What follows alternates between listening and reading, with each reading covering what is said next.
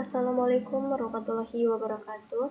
Perkenalkan, saya Ica Dini Widiasari, stambak F1C118.022. Saya akan mempresentasikan materi mengenai peran Saccharomyces cerevisiae dalam pembuatan tape ubi. Ciri-ciri dan morfologi Saccharomyces cerevisiae.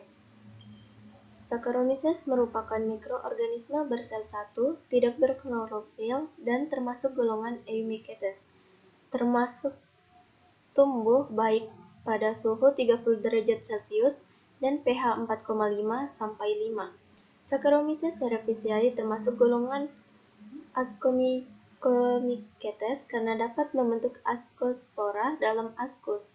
Sel berbentuk silindris dengan ukuran sel 5-20 mikron dan biasanya 5-10 kali lebih besar dari ukuran bakteri. Komponen sel dari Saccharomyces cerevisiae yaitu abu dengan jumlah 5-9,5%, asam nukleat 6-12%, lemak 2-6%, dan nitrogen 7,5-8,5%. Golongan Saccharomyces cerevisiae. Saccharomyces cerevisiae merupakan mikroorganisme eukariotik termasuk kelas Ascomycetes yang banyak mengandung protein, karbohidrat, lemak, dan vitamin. Perkembangbiakan Saccharomyces, yaitu dengan reproduksi vegetatif dan generatif. Reproduksi vegetatifnya adalah dengan membentuk kuncup atau tunas. Yang pertama, pertunasan multipolar, di mana tunas muncul dari sekitar ujung sel, dan pembelahan tunas yaitu gabungan antara pertunasan dan pembelahan. Reproduksi generatifnya terjadi dengan membentuk ascus dan ascospora, di mana ascospora dari dua tipe ascus yang berlainan bertemu dan menyatu menghasilkan sel diploid. Selanjutnya terjadi secara meiosis, sehingga beberapa ascospora dihasilkan lagi. Ascospora haploid tersebut berfungsi secara langsung sebagai sel ragi baru. Habitat Saccharomyces yang pertama, hidup saprofit di dalam tanah atau hipogean. Yang kedua, hidup di kotoran ternak disebut dengan kaprofit. Yang ketiga, banyak juga ditemukan pada air tape. Daur siklus hidup Saccharomyces yaitu dapat bertahan dan tumbuh dalam bentuk haploid dan diploid. Sel haploid adalah siklus sederhana hidup dalam fase mitosis dan pertumbuhan, dan jika berada dalam kondisi lingkungan yang stres akan mati.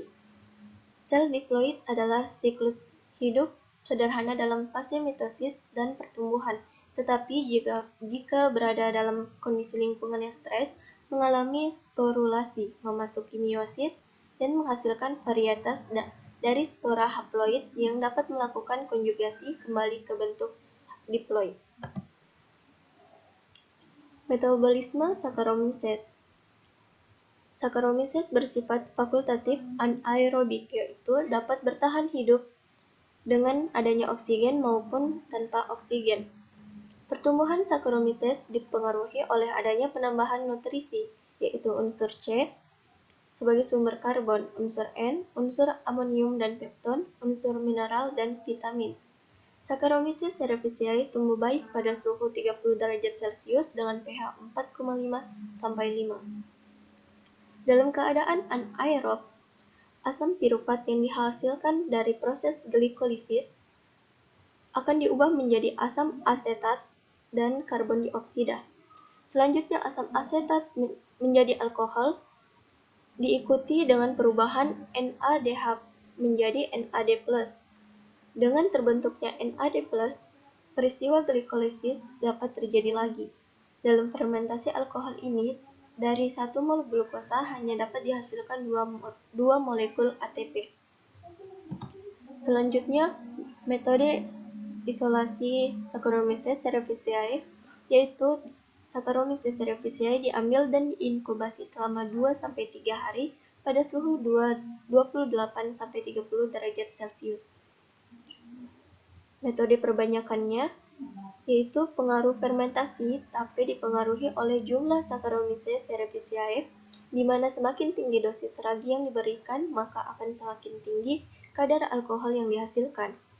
Ini disebabkan karena pemberian dosis ragi yang semakin banyak berarti memiliki kamir yang semakin banyak juga. Kamir inilah yang berperan dalam proses fermentasi dan merombak glukosa menjadi alkohol. Selanjutnya, metode pengamatan aktivitas mikroba. Yang pertama, rasa manis pada tape disebabkan perubahan pati menjadi glukosa. Kedua, aroma alkohol dihasilkan dari pemecahan glukosa menjadi etanol oleh Saccharomyces.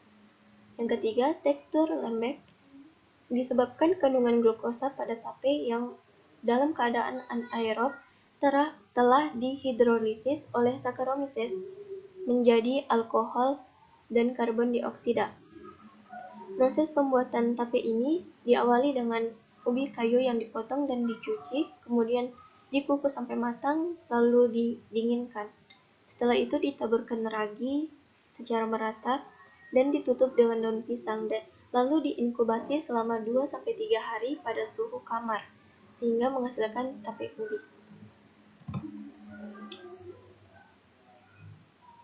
Sekian yang dapat saya presentasikan. Terima kasih. Wassalamualaikum warahmatullahi wabarakatuh.